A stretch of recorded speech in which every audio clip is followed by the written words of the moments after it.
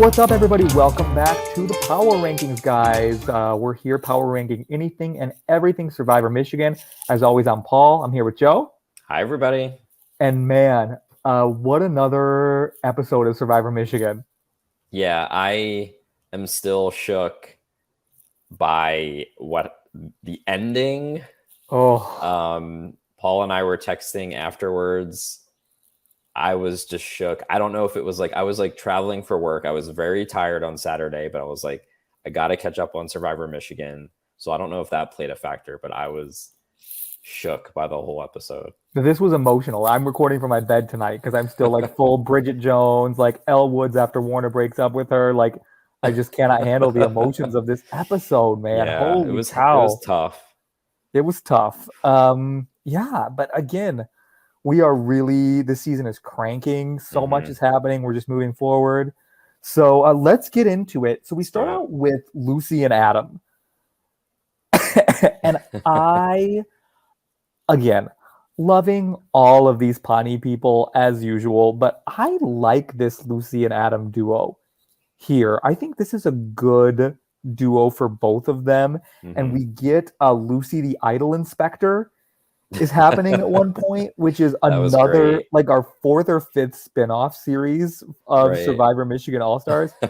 So funny. Yeah, I love the two of them together. I think it was good seeing them together. I don't know if we've gotten a lot of that in the past so far, and I think I remember when Slam became a thing, or Megan was talking about how Sam, Lucy, and Adam were so close. I think we were a little bit confused on where that came from, but it was nice seeing Lucy and Adam together, getting some more from them.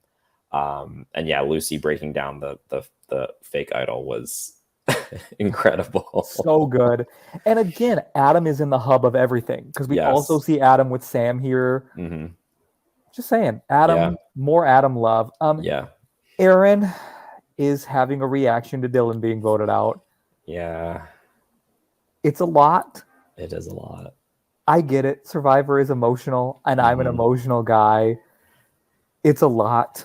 It's a lot of emotion for Dylan, who I love and who I think is great. Don't get me wrong, but I don't think Dylan was this upset about himself getting voted out of Survivor Michigan All-Stars.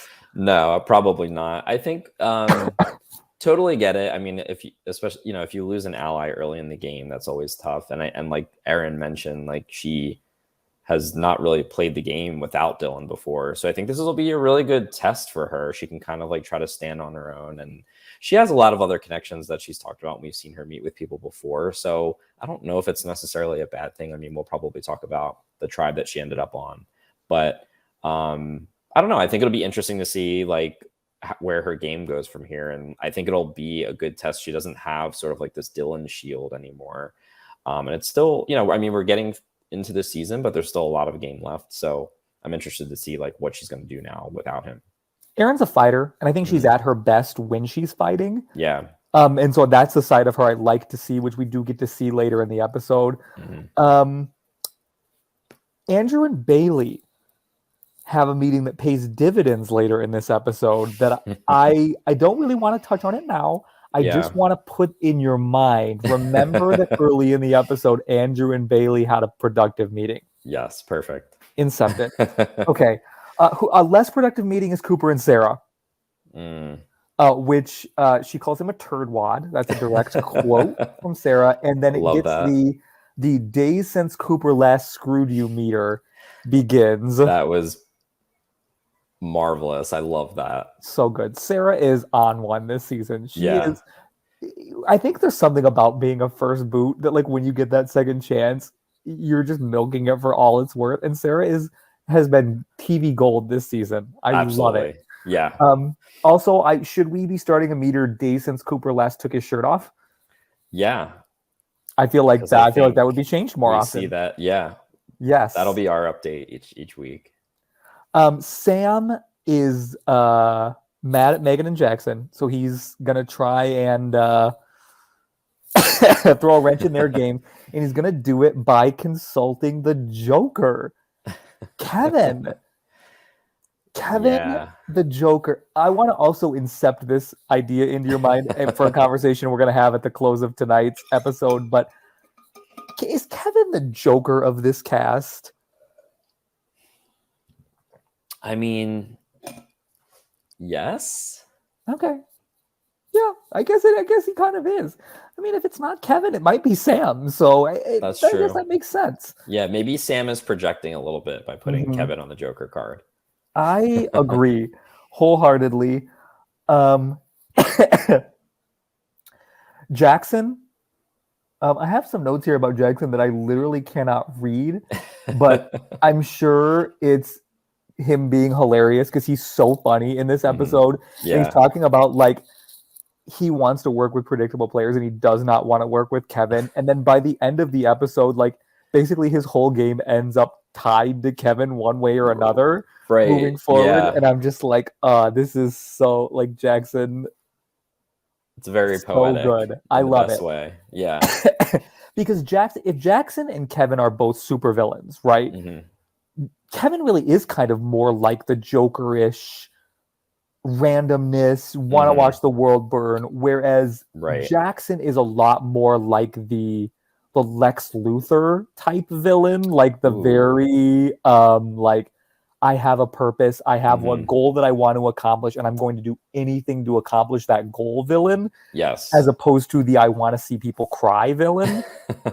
They both want to see people cry, but Jackson more is a means to an end. For Kevin, the end is seeing people cry. Right. So, which he will accomplish again by the end of this episode. So who's really accomplishing their goals out here this season of Survivor Michigan? Adam and Sam are meeting. Love this. And out of this, we get this discussion of friends are friends and allies are allies.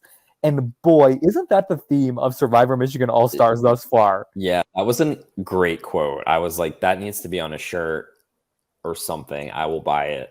Yeah, that was such a good representation of just like this season. And I'm sure it'll continue as a theme throughout the rest of the season. But yeah, I love that. We've been talking, this has come up a lot this season of Survivor Michigan, is who are your friends? Do your friends matter? Do your pre-existing connections matter as much as your in-the-game connections? I love this mentality. And I love this mentality on Adam in particular. Yeah. This idea that my allies are my people, friendship is whatever, but I'm playing with my allies.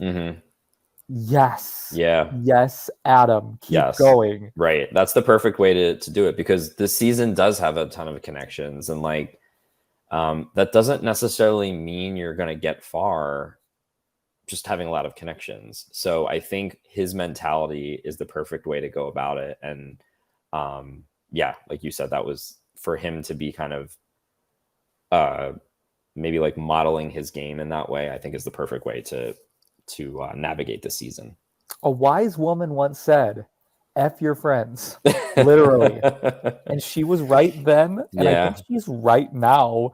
I think there is something, with Maryland All-Stars being the first college All-Star season we ever got, and with it being so good and so juicy and such a perfect season of Survivor, that I think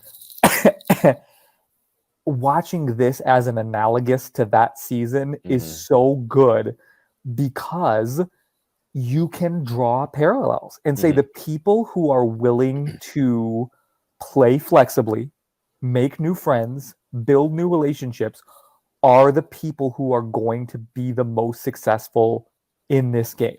Yes. And so I think that I was very stuck on that as we were watching that. A bunch of people are warming up for this challenge, and they're all fantastic. Adam, who, as previously mentioned, I love. Yeah, that. Can we get that every episode? Why is this not? Why is this the first time we're seeing this? Right. Why can this just be a special segment, a part of every episode? Adam just fully voguing to ancient voices, just getting his life, the house down, boots, yes, God, to ancient voices in his room is so good. And like wholesome in a way, like that I Right. love, like that it's just he's genuinely so good here. Nick in his challenge gear. That was great too. Oh my god, We're really getting a lot from this season, like the things that we really like. so good. And So then good. Will in the lab, like living in his lab, pounding beers before the challenge in the lab. Will's aesthetic this season has been so, because his whole character is that he's Dr. Scientist Will. Right. And Right. now he records all of his confessionals from either an actual science lab or driving his car. Right. Will came into the game with his aesthetic on point. Yes. Like Dr. Scientist Will is so good and so perfect, and I love it with my whole heart. He's just gonna sleep in the lab. He's fine. Right. It's like, it's weird when you see him not in there. Like when he's like meeting with people and they're just like in a random like dorm scenario or something. It's like, wait, how did Will get out of his lab? This is strange. It's like Will's like Smash Brothers level is his lab. Like, so when you see him competing in other levels, you're like, oh, what does he do? He's got to be at his home base, right? Either that or then like just driving his car down 94, just like recording. Like, I'm glad it didn't happen because I like Will so much. If Will had gotten pulled over mid confessional, I mean, think like, how do you explain your dash cam away? Like, maybe he could say he was like an Uber driver or something, and he like left his dash cam on or something. Something he would have had to have left the thing recording though, because it's Will, and you absolutely. know he would have too. Yeah. So we go to what is going to be the challenge. But before we do that, it is drop your buffs, tribe swap time. Yes. We said last week we were very ready for this, very excited for this. Yeah. Two people who are not excited are Andrew, because he has to draw a rock, and Kevin, because there's going to be a schoolyard pick, and they're both traumatized from their original seasons from these experiences. Yes. Valid. Very valid. This is actually just the beginning of Andrew being so funny this episode. I don't think of Andrew generally as like the funniest dude in Survivor, but he was absolutely the funniest person this episode for several reasons. Yeah. So we draw 4 captains, and they are Bree, Sam, Emily, and Cooper, who will get to draft their tribes in a snake style. I love this from a production standpoint because you get to see who everyone is with. Right. And who everyone is really feeling the most. Bree gets the first overall pick, and she picks Nick. First overall. Yeah. What? We've seen Bree and Jesse, we've seen Bree and Leia, we've seen Bree and Emily B, we've seen Bree with these Sangria people. Where did this come from? I don't know. At first, I thought I missed a part of the rules where like you had to maybe pick from a tribe that you weren't on or something. But then I was like, but then Sam picks Adam with his next pick. So so I was like, it couldn't have been that. Yeah, that was very interesting, and I hope we get. Yeah, Bree, your friends are your friends, and your allies are your allies. You should have been at that meeting, Bree, because you should have been taking that piece of advice. I mean, the only thing I can think is that Bree feels so good with Nick that she's willing to do this in front of everybody. This blew me away on the watch and on the rewatch. But we're actually going to get to something else. So Sam picks Adam, of course. His number one, his wingman, his ride or die. Yeah. These two, this is a buddy comedy I would just die for because they're so good together every time they're together. I love this. So then we go to the third pick. Emily has the third pick, and she picks Bailey.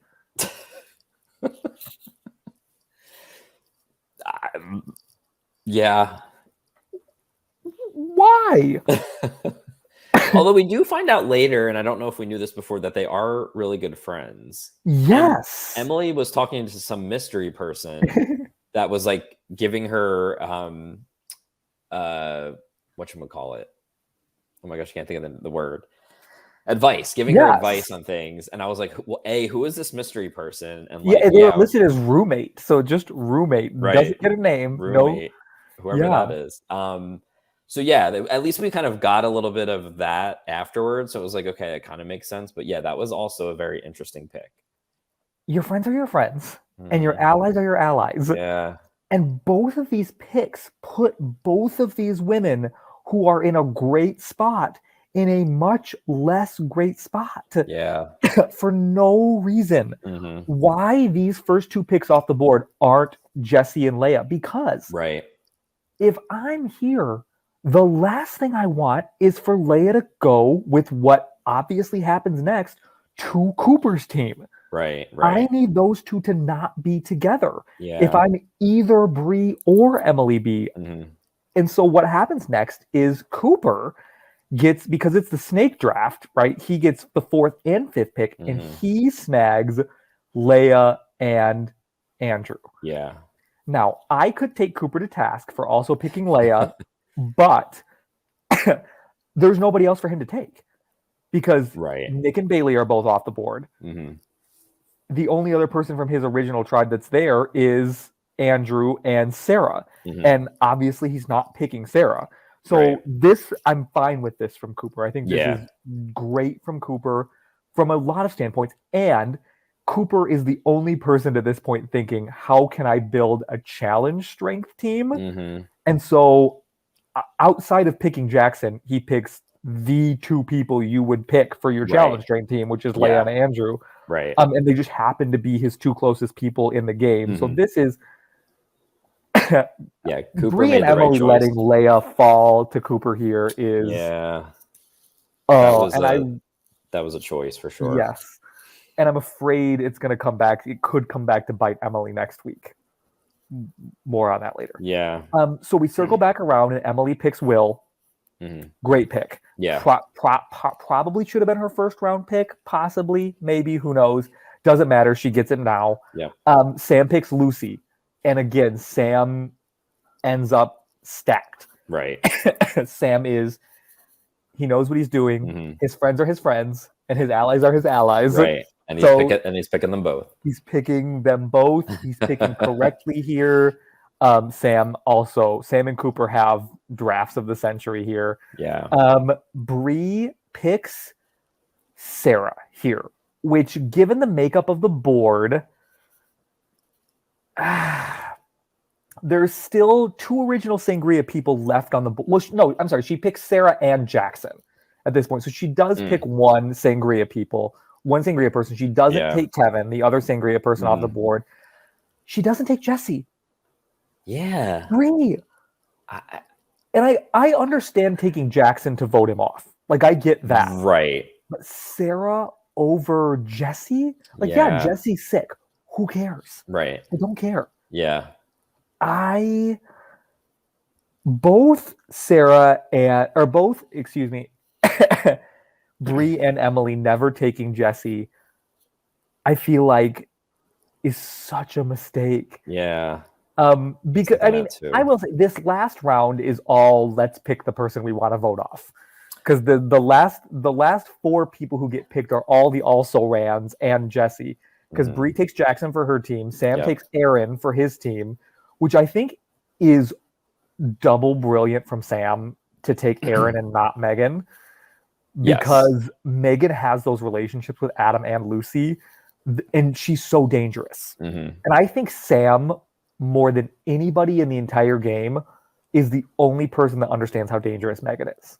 I think he's the only person. Point. And maybe it's because he's been getting lied to for 5 months. Like, I mean, maybe that's why he's the only person that has this kind of insight. But I feel like at this point, the only person in the game who sees Megan as a threat is Sam. Yeah, I agree with that. Slam being together in that situation would have been interesting, but you're right. He made a good choice in not picking her. Especially because he doesn't know that these teams are going to get combined with another team. Right. Right. If he knows that, maybe he makes the opposite decision, but not knowing that, I feel like taking Aaron here is a home run because you know that the other two people just voted out her best friend. Right. You know this is good here. So yes to this. Emily takes Megan to vote her out, which again, I get it from that perspective, but also Jesse. Right. Like, Jesse is right there. I know. Like, I felt so bad for Jesse. And then Cooper is left with this choice between Kevin and Jesse. He picks Kevin, which makes sense from a challenge perspective. Yes. Right? He's already got this challenge beast team. He's already got two of his friends. Kevin is an easy boot. Are you sowing chaos into your life when you pick Kevin onto your tribe? Yes. There's absolutely. The book of Proverbs talks, I can't believe I'm quoting the book of Proverbs, talks about sowing strife and inheriting, like reaping the whirlwind. I feel like this is what happens to Cooper here, is Cooper is playing, like he has a choice between the calmest and most docile person in Survivor Michigan All-Stars and the most chaotic person. And he chooses chaos, and then he reaps the whirlwind in this episode. So those are your teams. And then Jesse gets to combine these teams. And it's so funny because everybody is like, Jesse put no thought into this. Jesse nails this. Yeah. Like, she has a moment to do it. She thinks it through. She says, well, I can't have all my people on one team because what if the other... Jesse puts more thought into this than either Bree or Emily do. Yes. By a large margin. Right. And she says, okay, I have to separate these groups. And so she separates them into two groups where, in theory, she should have had a soft landing spot no matter who loses. Yes. Now, it doesn't actually work out that way because of the reemergence of one of our favorite characters. But in theory... home run, Jesse. Yeah, I completely agreed. And I think it was great that like the perception was that she was just being like, oh, you two over there, you two over there. So I think that's actually good for her. People aren't thinking that she's thinking strategically about this at all when she actually really was. So I thought that was a brilliant move. People are saying Mallory. I've heard that before somewhere. People are referencing Mallory in reference to Jesse. I've heard that. I don't know which podcast I was listening to that I heard people bring Mallory's name up. Many people are saying. I have a note here that says, Coop Daddy? Really? That's what we're going with?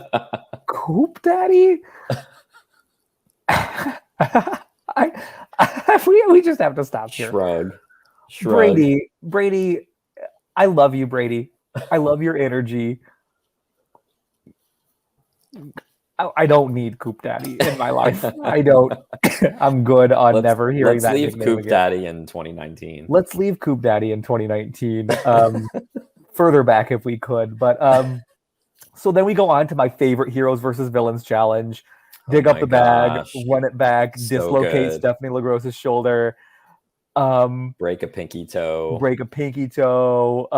No flashing. No. This is the one challenge that has a historical precedent for nudity, and there was none. It must have been cold. Because, like, I'm looking at this group of people, and I'm thinking, Jackson doesn't take his shirt off. Sam doesn't. It must have been, like, 10 degrees. Because if Jackson, Sam, and Cooper are all keeping their shirts on, these men cannot wait to take their shirts off on camera. Cooper did take off his hoodie, though. I do remember that. Well, he's contractually obligated to take off one piece of clothing. It was in his rider. That was like, they were like, you can come back from hosting to be on All Stars, but you have to strip every episode. So we get some interesting matchups. The first one is Sam and Bree versus Cooper and Emily. At one point, Cooper just like German suplexes Sam, like just like straight up like Coop Daddy. Like, I'm just gonna say it. This is the Coop Daddy. He's so much stronger than he looks. Yeah, I was thinking the same thing. Like, they were real. It could have been its own separate challenge of just like a wrestling match. Totally, the two of them. I was like, okay, this is who complains. Yeah, nobody's complaining. No. But yeah, Cooper at one point really has Sam, and like on paper, I feel like Sam should be dominant in that situation, and he is not. Yeah. So shout out to Coop Daddy. It doesn't matter because Bree is able to bring their bag closer by the end of the 5 minutes. I feel like Bree is filling that Suri role of like somebody who like that's a good person to have on your team for this challenge because she's just tough as nails. Yeah. Even though she's like sweet and kind and like gives off that vibe, like she's not losing this challenge. The second matchup is Kevin and Bailey versus Nick and Aaron. And Kevin is like, of course, me and Bailey. And I'm like, dude, like Bailey, like Bailey is like the crazy, like she's writing stuff on her stomach. Like you want Bailey as your teammate in this. Like you know she's gonna go ham. She doesn't, and they lose. Yeah. Maggie is referenced here, like oh, she's pulling a Maggie or doing a Maggie. Nobody pulls a Maggie here. No. You don't get to just say pulling a Maggie Right.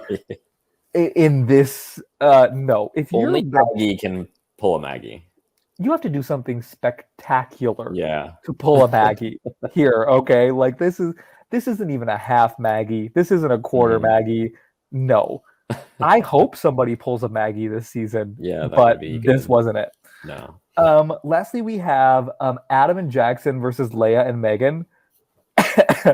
A couple of things here. At one point, Leia says, "Don't you want to wrestle your boyfriend?" And I'm like,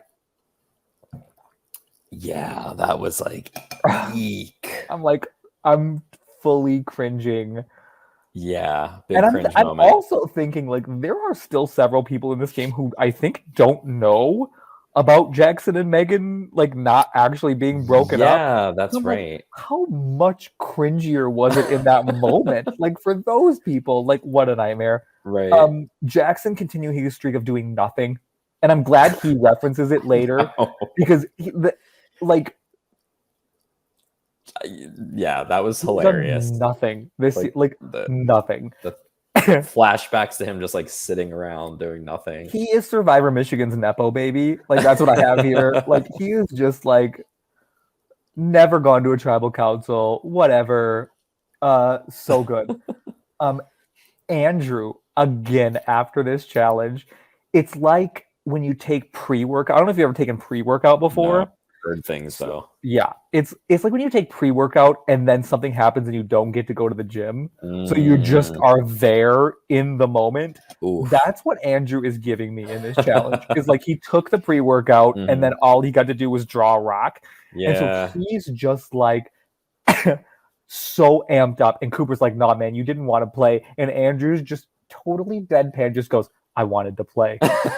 I'm howling at the TV screen at that point because like Cooper's just trying to be like, like again, this is another buddy comedy where like it's like it.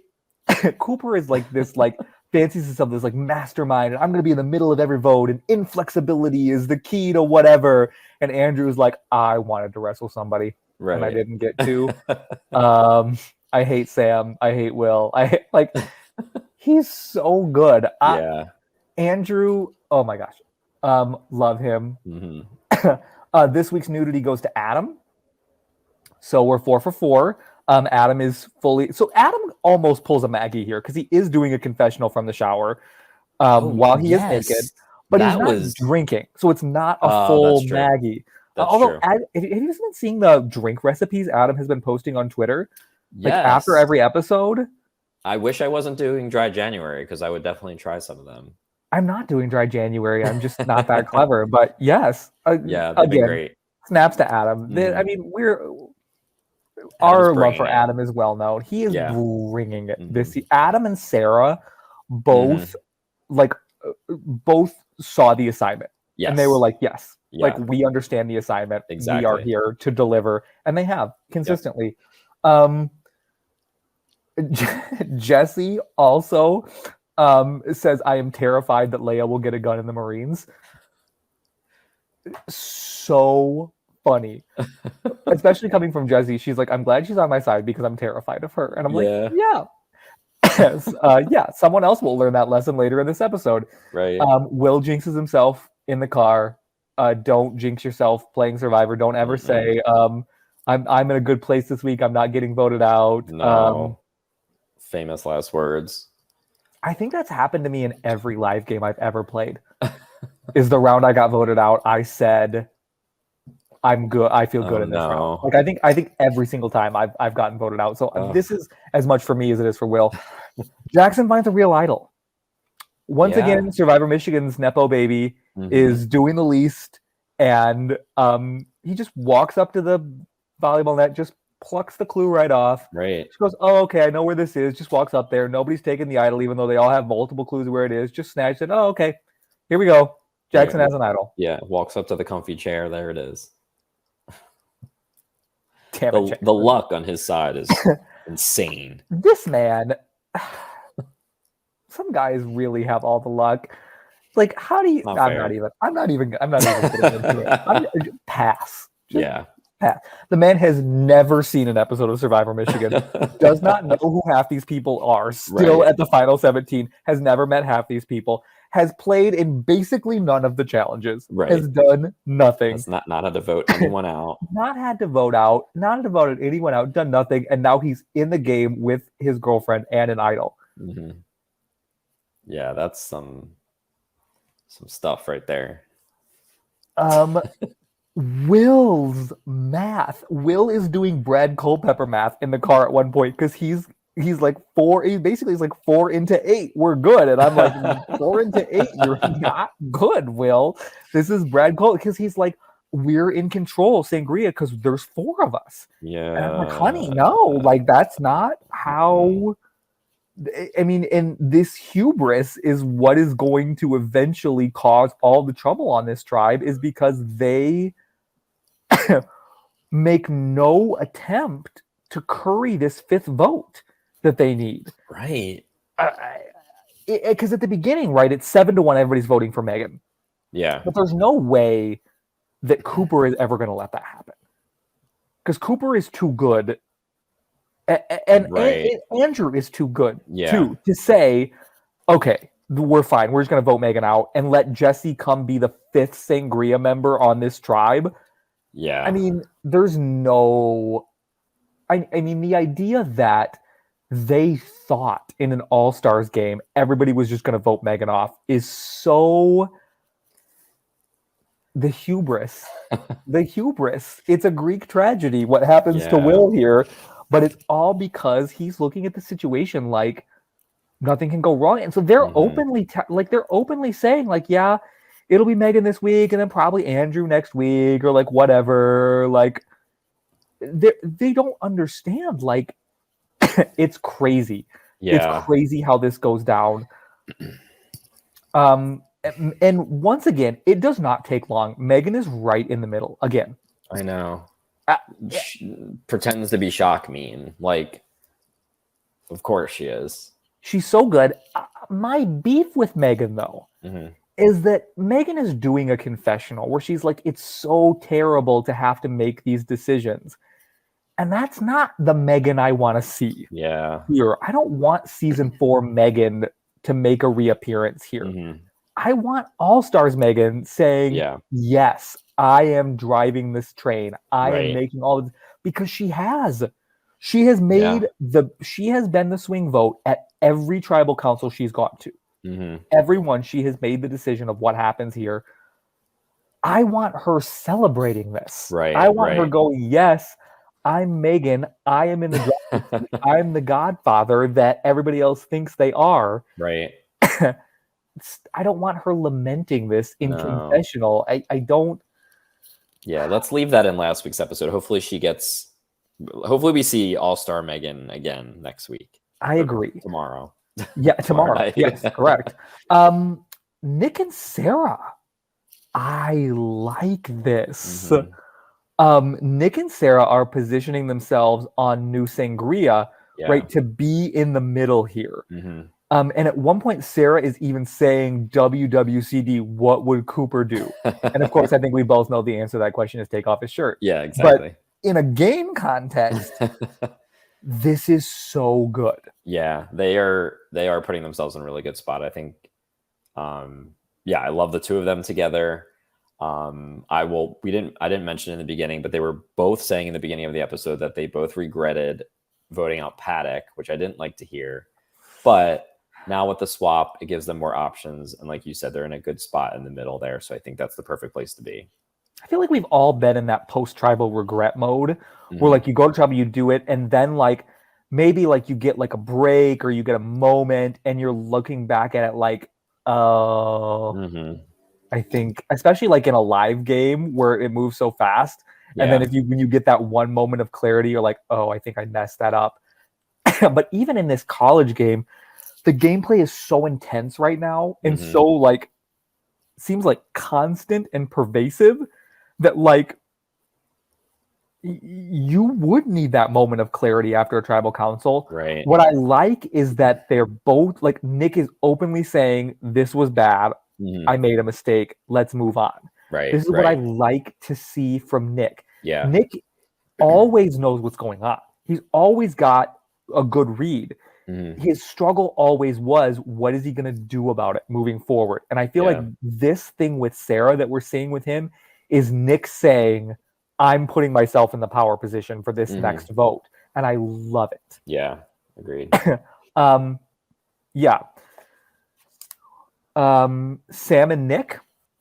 Also, Nick is fully under Sam's magic spell.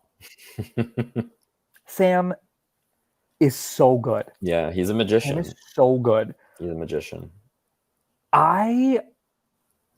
Sam is, for me, becoming an upper echelon player now. Like one of these like god tier players that we talk about that is just like that next level. Mhm. It's giving Chris LeCompte.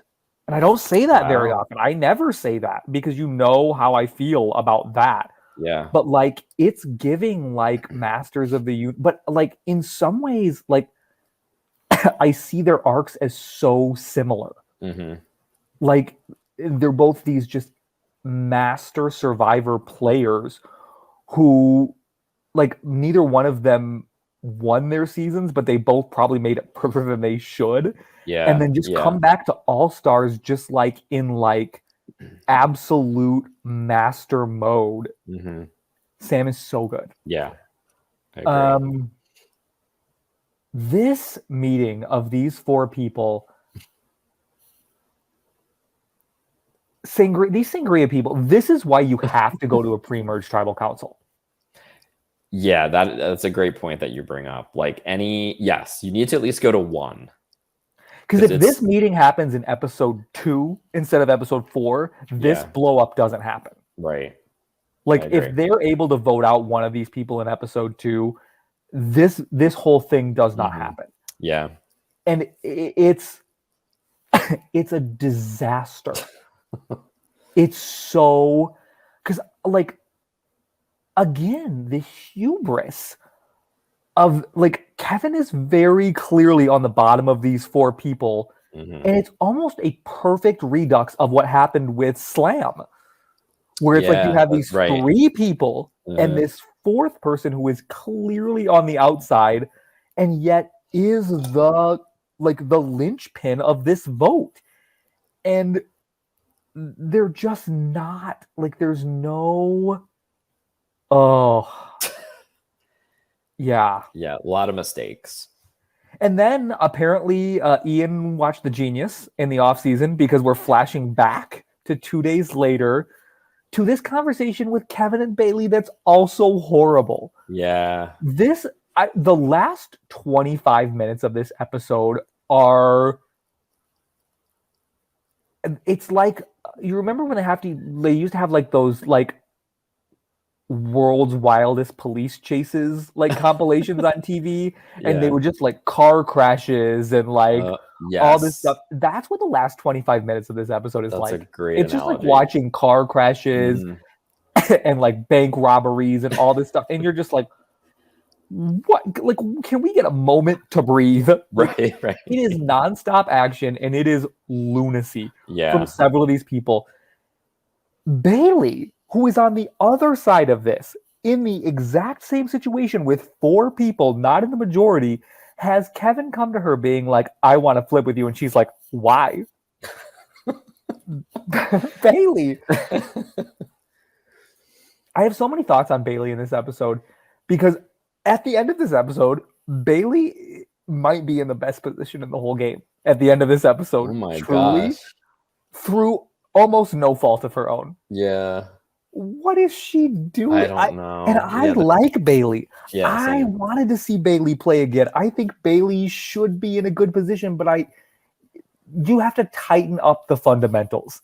This is like when you see a really great basketball team miss free throws, and you're just like, how can you be the LA Lakers and miss free throws?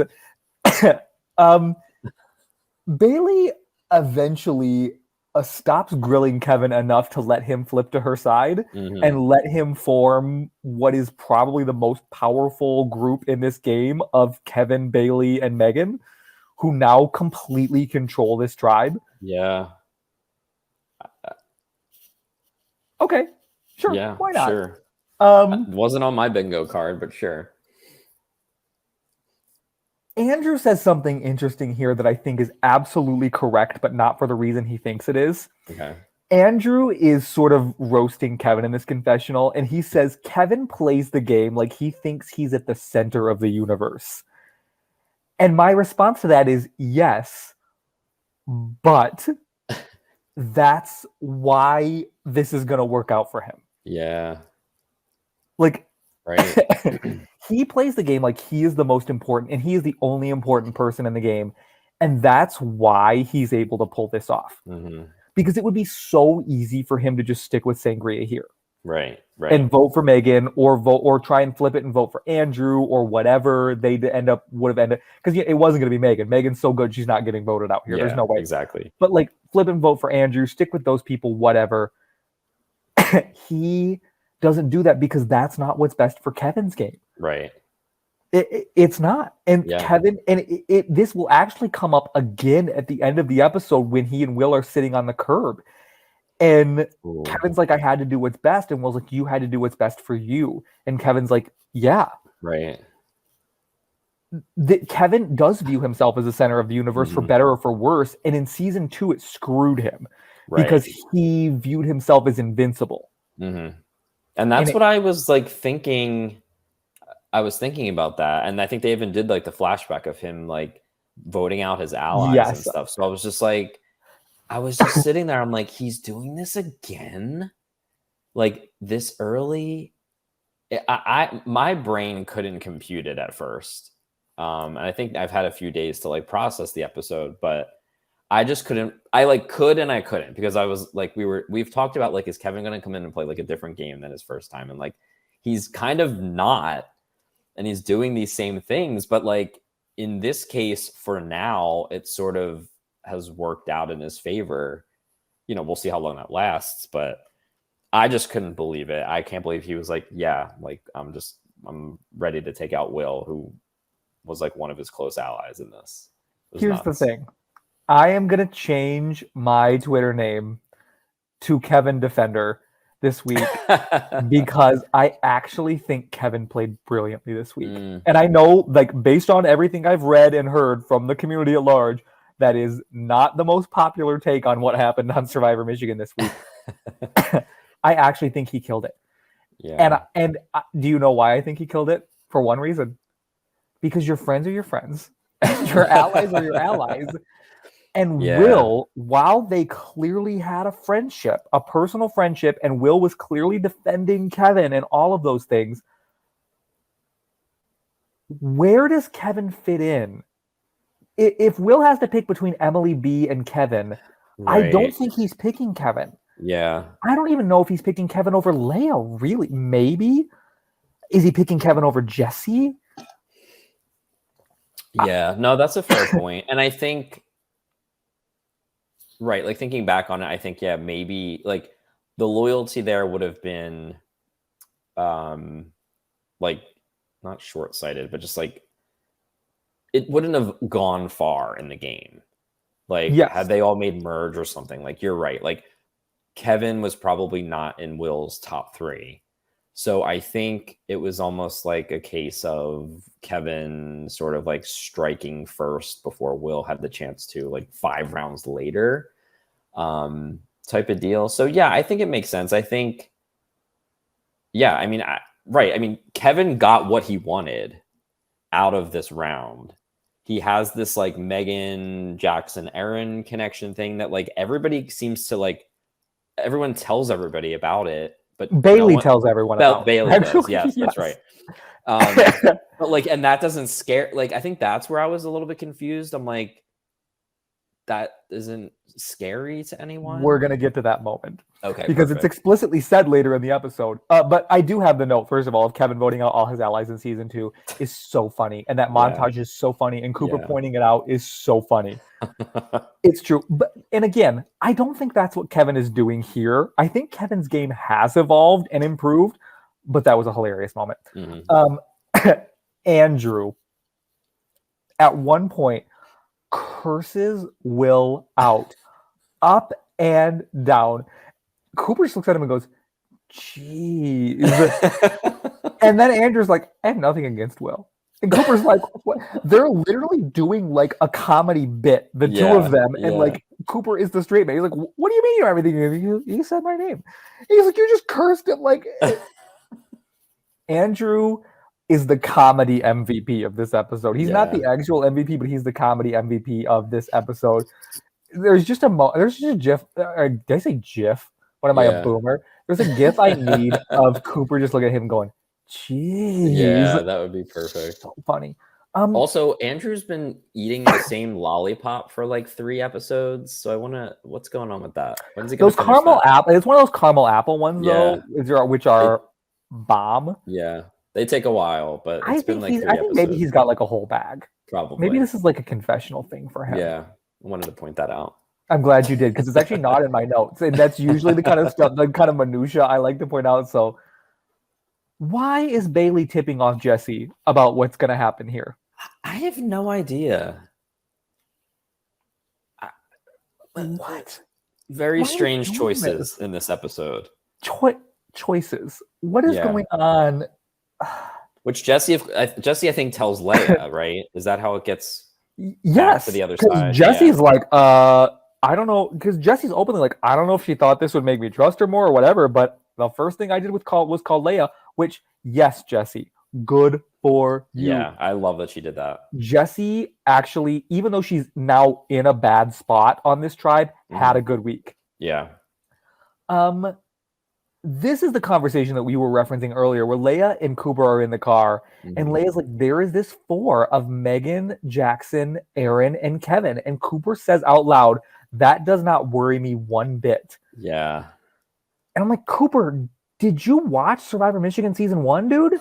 Like, there was a whole season about how these groups can get together and sneak up on you. Yeah. And even if you think you are in control here, you're not. Yeah, that's a bold statement to make, and to then help the people in that alliance remain in the game and get stronger is a choice.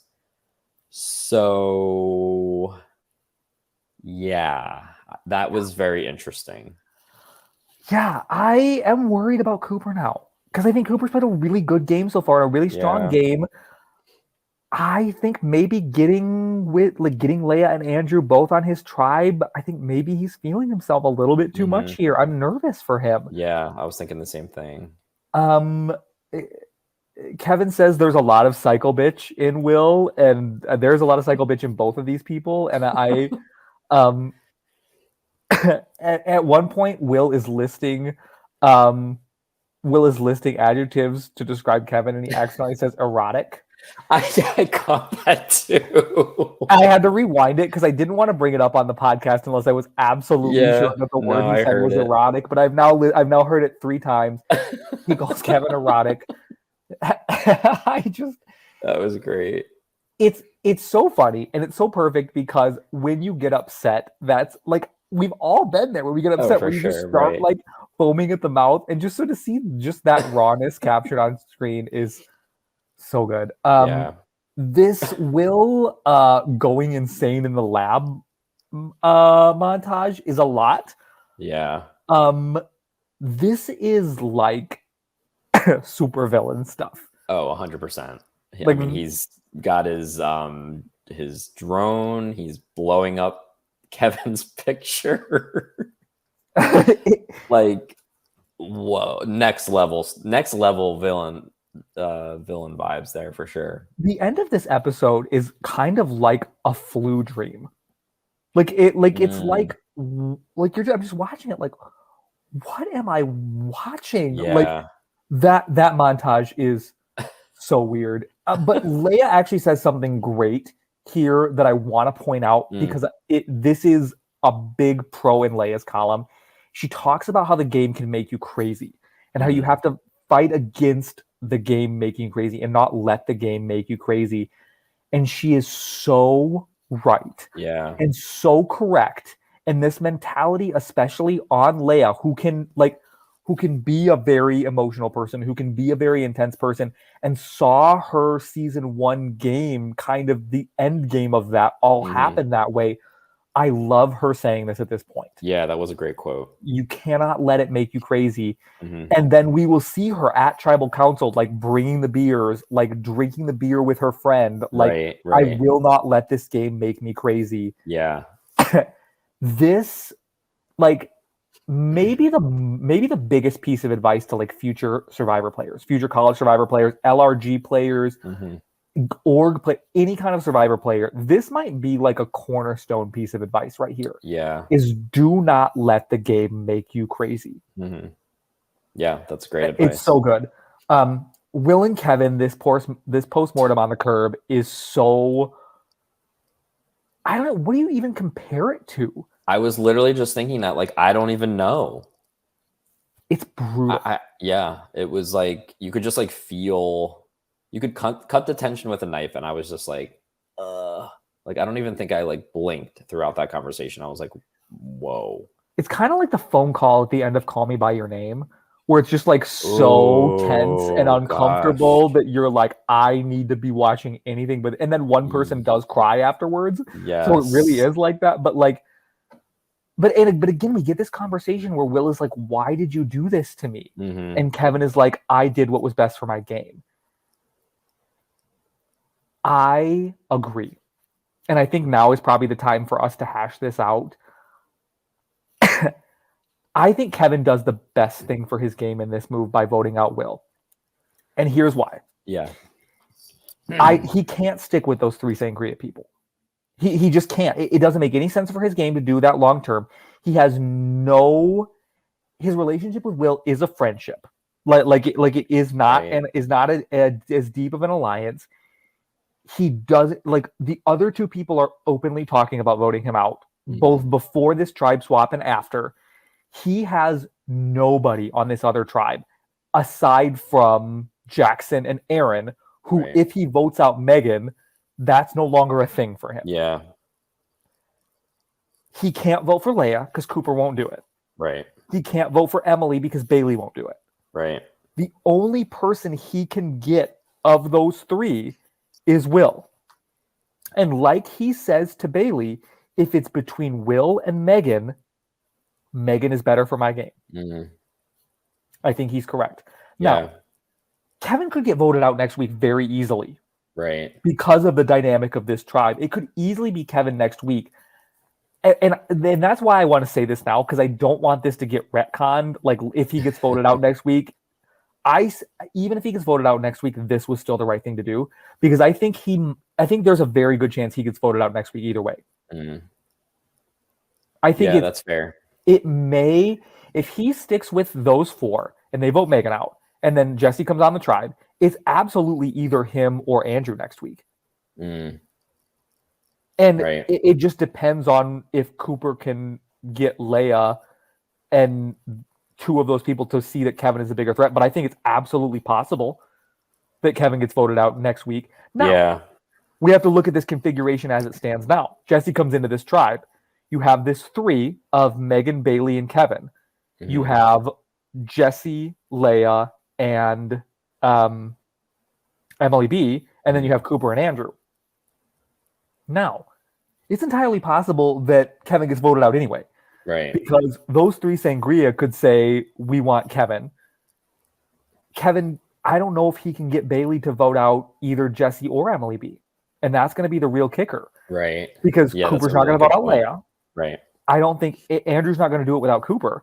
And so the question here is going to become, do they have the votes to get out either Emily B or Jesse? Or do Cooper and Andrew go to the Sangria people and split the middle and say, you guys want Kevin out, so do we, let's just get Kevin out? Yeah. Plus, Cooper has that phantom vote. Does that have to be played on the other tribe, or can it be played on his tribe? I still don't think I understand the rules of the phantom vote. I thought it could be either. Maybe it is. Maybe we'll have to go revisit that. We'll have to consult on the. Because that's what I was thinking about that in this episode. I was like, if it gets to it, because I was like, really, and it was never talked about, so this was just like in my mind. But I was like, really, Cooper has 2 votes. So it's like, if the configuration wasn't going to work out or it was going to be close, I was like, he could potentially just use that and then vote out whoever. I actually thought what they were going to do. Again, I was very tired.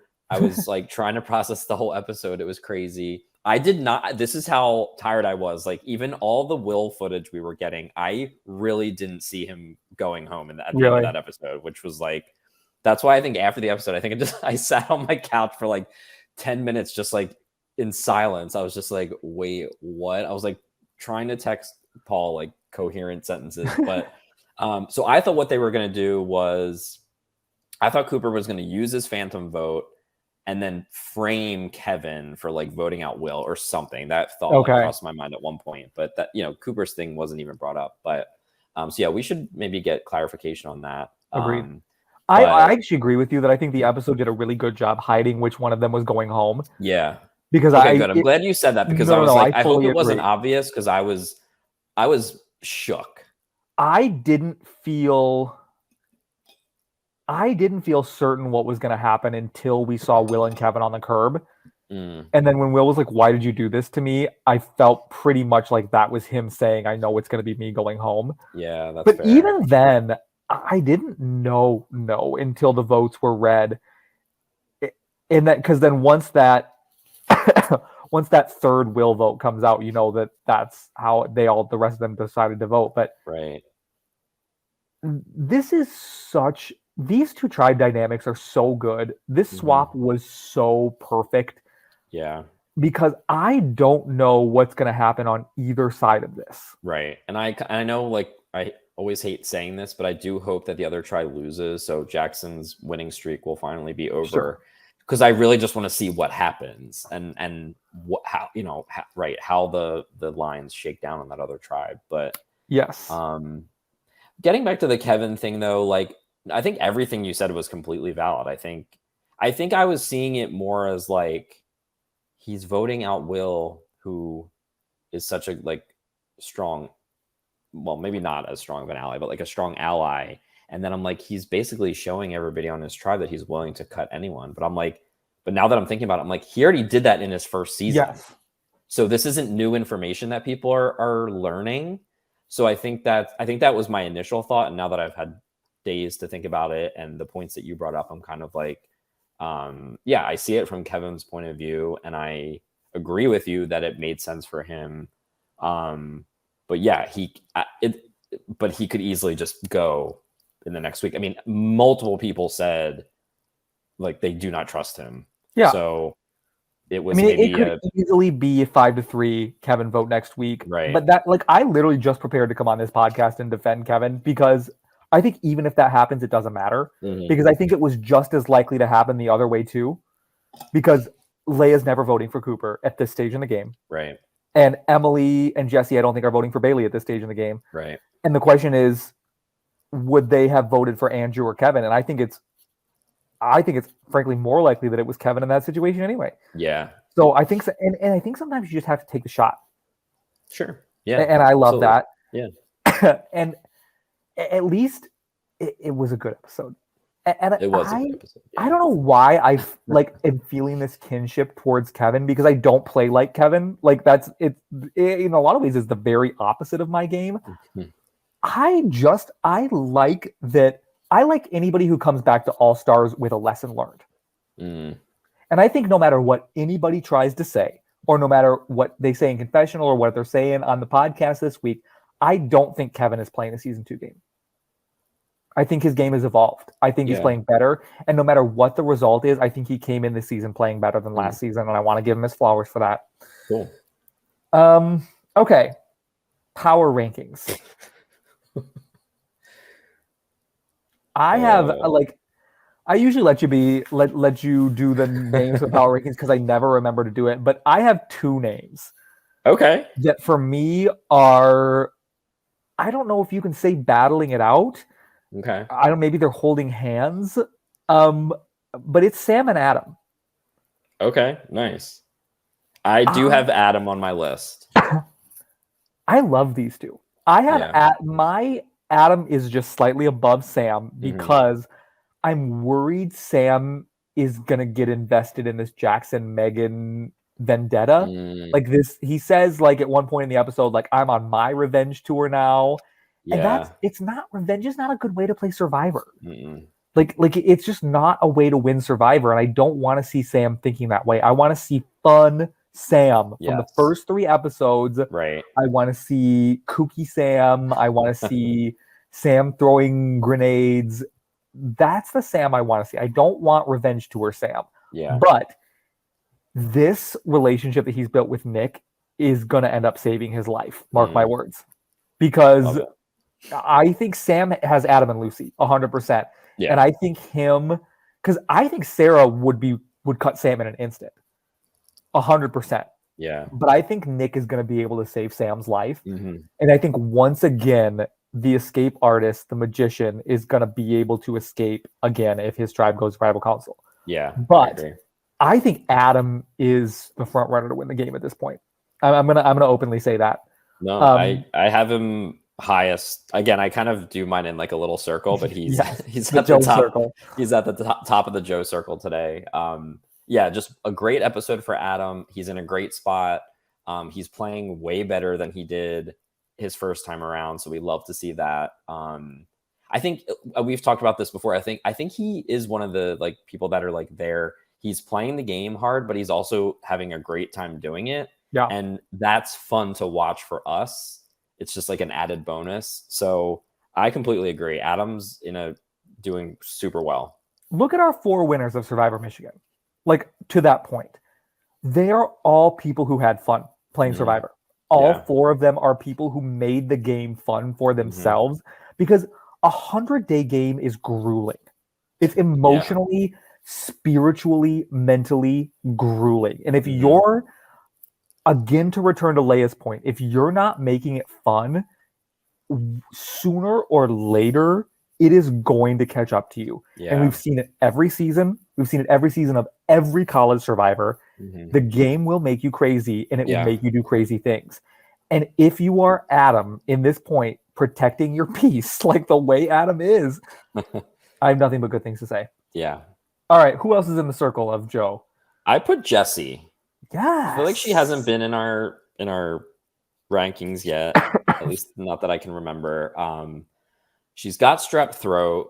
She's on Exile Island, but we already talked about it. She made a great decision with splitting the tribes how she did. And she's still playing the game. She's giving Leia that information that she gets from Bailey. I think she's trying to still, set herself up for once she, joins this tribe later on. I think I was happy to add her to my list. We got a little bit more from her this episode, and I think it's going to be interesting to see the dynamics of that tribe with Will out of there. But I don't necessarily see her as like being the next boot on that tribe if they lose. So if she can play her cards right, hopefully she gets in with a good, I think especially if she's on Leia's side, I think that's going to be a good key for her. I was happy to put Jessie in the circle of Joe. I fully agree. At one point she says this is the first time she's ever been fully in the loop.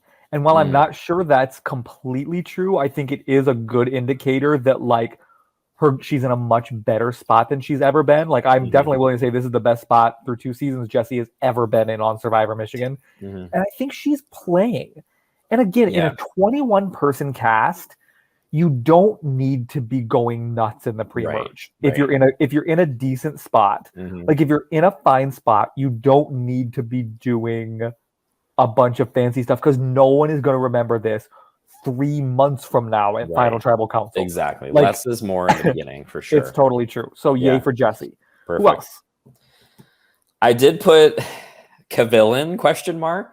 Yes. But again, that was on Saturday, so I've had a lot of time, so I can white out the question mark.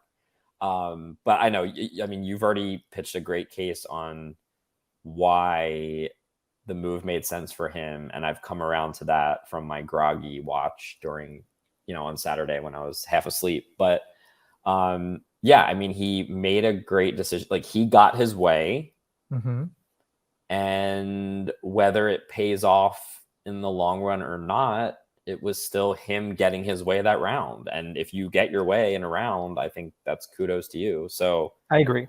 And the only other thing I wanted to bring up that I haven't talked about Kevin so far, given my Kevin hour that I have taken my time to preach my sermon, in just a straight tribe versus tribe format, and again, on paper, they should have won the wrestling challenge and they didn't. But looking at these 8 people versus the other 8 people, they should be winning challenges. Emily, Bailey, Megan, Cooper, Leia, Andrew, Kevin, and Jesse should be winning. Even though Jackson is on the other tribe and he can't lose. He is both Jackson and Bree can't lose immunity challenges. Yeah. On paper, how do they lose this? I don't know. We'll see, because I'm sure they'll find a way, because I'm sure Jackson and Bree will continue their streaks. But at any rate. Okay, who else? Megan. Yes. I don't know if we had her on the list last week, but she's back on the Circle of Joe for me. I mean, she was off the list last week. Yeah. But, okay. I mean, she just tribal lines. Not that necessarily matters too much, but like, a 4-3-1? 4-3-1. So like, to get yourself out of that situation is amazing. And, we definitely want to see All-Star Megan back. She's had her one episode of kind of like being kind of down about the situation, but like you got out of it. And with, however strong this connection is to Kevin, like he's still in the game. So I had to put her back on the list just for her to have survived that insane tribal. And I think she does a good job of like, okay, yeah, maybe the her and Jackson thing was like a big moment, but there's so many other dramatic moments going on around her that she's able to just kind of like step back a little bit, let all the chaos and the, blowing up of things and all that stuff happen. And she just kind of slides through to the next round kind of unscathed, really. So I had to put her on the list this week. At what point Andrew says that Will always finds himself in the middle of the drama. Megan is the exact opposite of that. Yeah. There is nothing that can happen to Megan in Survivor Michigan that she cannot slink back into the shadows from. Literally in 1 week, we found out that Megan knew her best friend's idols were fake and that she was in a secret relationship that she'd been lying about for 5 months. Right. And what repercussions has there been? 15 minutes later, she's fine. Nobody votes for her at Final Tribal Council. And not just that, but going forward, she's in a perfectly fine spot moving forward. If this had happened to anybody else, it would be the end of their game for sure. With Megan, it's barely like what? Whatever. Like, yeah, okay, my boyfriend made 17 fake idols and all my best friends found them and I lied to them. Oh, and also I've been lying to my friends about this secret relationship I've been in for 5 months. And like, if this, like, again, not to draw an analogy, but if this had happened in Maryland All-Stars, we would have had to have one of those segments where Austin came on the screen halfway through the episode to like calm us down. And with Megan, it's like barely a story beat. Like whatever. Yeah, right. It's like so old news. So good. Yeah. I don't even think she realizes how good she is. No, and that's the thing that I want Megan to grow into in this season. I want her to grow into her power and realize how incredibly good she is at Survivor. Because she's playing a Sam level game. And if it weren't for everything that happened with Abby, she would be absolutely in that same Sam spot with everybody loving her. Like she's playing that extra tier level of game right now. Yeah, so, I hope if she makes it to the end, she like gains in her confidence in herself, Me because too. I don't want her to be at a final tribal and not be confident in the game that she played, because it's only been a handful of episodes and she's gotten through a lot of stuff already. So Yes. just putting that out into the universe if she And makes it to Jackson the end. has an idol that he's willing to play on her, that he's openly saying he's Yes, willing to play for her. So it's almost that's like she great. has part of an idol I too, just know. in case things go south. So Yeah. And I think them ending up on different tribes in this swap was perfect. yes. I think if they were on the same tribe, that would magnify the situation, and I think it would be easier to look at the two of them and want to take one of them out. But I think them being separated was like the Survivor Michigan gods looking down on them. Totally agree. All right. And you have one more on your circle, correct? I sort of, but not really. So as I was watching the episode, because I was so, I don't know where I was, but I really thought Will was putting in good work to like build back his relationships. I loved that, like, him and Andrew potential duo. I was like, oh, this is going to be cool to watch this play out. So like I preemptively put Will in the circle of Joe before the episode even ended. And I haven't taken him off of it. So I'm just going to go with it. I don't know if we've ever put the person voted out on the list. Never. This is a first. Power rankings guys first. I'm totally on board with this, actually. Will is on the list this week. And whether it's because I'm just so sad that he's gone, the way that he went out, whatever. Hey, you're still allowed to be on the power rankings, even if you get voted out.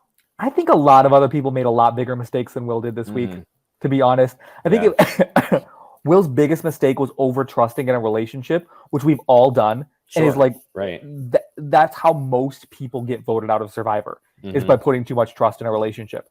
So it's not, Will did not do anything egregious this week. I think sometimes because of Will's personality and the way he talks, it seems like Will is over the top. Yeah. But like, Will did not make any big mistakes this week. It was just, like I said, Cooper's never going to vote out Leia. Bailey's never going to vote out Emily. So it had to be Will from these Sangria people by process of elimination.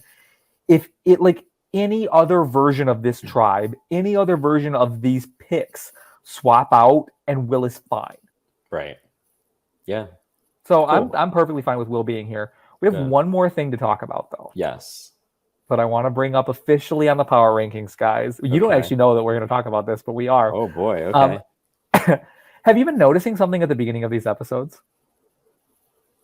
In the beginning. Let me think about it. So is it towards the beginning? It's not like in the. It's not in like the opening beginning of every episode. No. No. So people get voted out, right? Yeah. And then they get moved down this whiteboard, their picture. Yes. And when they get down there, they're always upside down. I have noticed that. Could we be potentially looking at some stranger things going on in Ann Arbor? Is one of these people coming back into the game? Ooh. We have speculated this. We have privately speculated about this, but never on the air. But when I noticed that this week, I was like, I want to put this out into the official Power Rankings Guys universe. I love it. Prophesy this. Is it possible that one of these people is coming back into the game? I feel like it could happen. Like, we've not seen it before in Michigan, right? They've never had a comeback challenge. Nope. I think it could be possible. I love a comeback challenge. And yes, with you know that's right. And with this particular group of pre-jurors, there's no losses here. No, any one of these people could come back into the game and be their own grenade. Right. I'm glad you brought that up, because I don't know if I would have ever done it on here, but that's a great point. Why not do that? Why not? And it's revenge tour. Someone who's voted out is going to have a lot of revenge, a lot of recent revenge. The revenge tour is happening. And I also wanted to say one, part of my theory on this has to do with Matthew Israel, because I love the way Matthew thinks about Survivor and talks about Survivor and tweets about Survivor.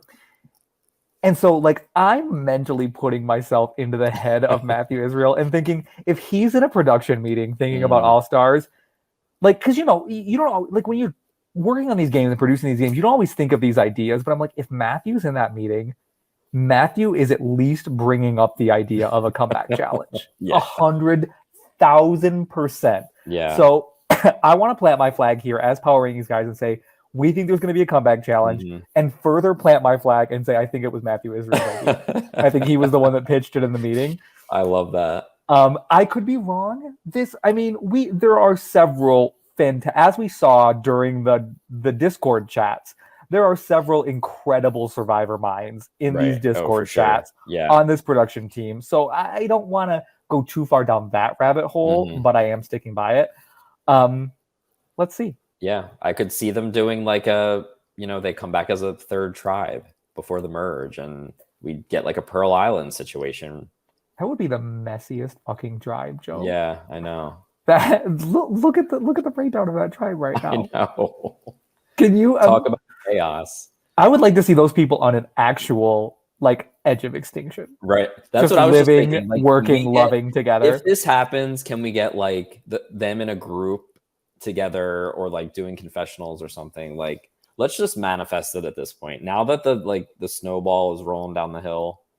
I just want to read you these names: Akshay, Tom, Paddock, Dylan, and Will. The greatest tribe of all time, people are saying. Right. The greatest tribe of all time. Yeah. I could see them doing like maybe like 2 more vote outs, because that gets like the third tribe to 8 people, or that would be 7. We get them to 7. So it would be like, it could, I mean, that's so it could be 7-7-7 at that point. Paul, I think this is going to happen. First of all, whatever the challenge is, it has to be something where those 7 people have to work together. Yes. And have teamwork, because I need it. Yeah. I need to see those people. Can you imagine Dylan with that mix of people? Dylan's face, like what is? We have to have it. Yeah. Now, we are manifesting. We're fan fictioning it, even if it doesn't happen. We're fan fictioning what life on edge of extinction is like with those people. Happens, we'll decide who raises the flag first there. Yeah, right. On edge of extinction between those, like I think it's a race to raise the flag. I think edge of extinction is empty when the 6th person gets there, because these people we're not living together anymore. I can't do it. I love it. I love all of them. I love this idea. Yeah. And I love this season of Survivor Michigan so far. It's so good. I'm ready. I think the best thing you can say about a season is when you wake up Wednesday morning and you're like, bring it. Like, I'm ready for this. Yeah. And I love that it's on Wednesday, because it's like it literally just fills the void of Survivor Wednesdays, man. Of Survivor Wednesday. So it's like, I'm so excited. I really, barring some like crazy ending to this, like I was thinking about this earlier today. Like, I was probably going to wait until the season was over, but I think like this first era of Survivor Michigan has to be one of, if not the greatest, like timelines of Survivor that we've probably ever seen. Yes. So I'll say that now too on the podcast. Why not? But yeah, it's been so good. The editing, just everything, the storytelling, like just props to everyone that's had any sort of hand in this. From the production level of this season. So good. These episodes are so good. They're filled with content. They're funny, which we don't always get out of Survivor. They're hilarious in times. I mean, I think when this is all over, we'll be able to do a post-mortem, I think. But like this 5-season arc that ends here has the potential to be it. I think for me, forever unmatched. I think it has the potential to go there, and so it's just a matter now of like enjoy the ride. Like somebody asked me what, and then we'll go because we're getting off on tangents now. But like somebody asked me like what my favorite season of Survivor ever is, and I said it was Survivor Maryland All Stars, even over anything that's been on CBS. Not because I necessarily think it's like the greatest gameplay or whatever, but because the excitement I had for it, and the anticipation I felt for every episode, every boot, every challenge. Mm-hmm. I've never had a feeling like that until now. Like, this is the only thing I've ever watched that I have that same level of excitement for every Wednesday of like, I'm in my seat, I'm watching the countdown on YouTube, like I'm there, I'm taking notes for the podcast, obviously, but just I'm in it. I'm like hanging on every challenge to see who's gonna win on bated breath. I'm watching the votes come out like with my heart beating. This is really the only other time I've ever had that experience, and so what's not to love? Right, totally agree. I mean, audible reactions to multiple moments over multiple seasons. Yes, like, you don't get that in a lot of these things. So yeah, no, and here we are. So here we are. We love it. We want to give everybody their flowers, everybody their kudos. Production, editing team, cast, everybody involved with this. Thank you. We love it. We can't wait for more. Yep. And on that note, this has been the Power Rangers, guys. I'm Paul. I was here with Joe. And thanks for listening. We'll see you next week. Bye, everybody.